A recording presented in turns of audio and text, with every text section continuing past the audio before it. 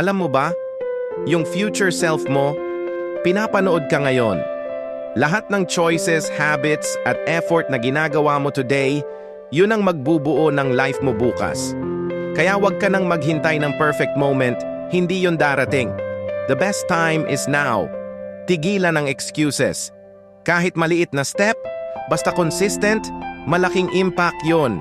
Tandaan, success hindi instant. It's built every single day. 1 year from now, pwedeng pagsisihan mo na hindi ka nag-start o pwede mong ipagmalaki na ginawa mo. So tanong ko, anong version ng sarili mo ang binubuo mo today? If this motivated you, like this video, share it, and follow for more daily motivation.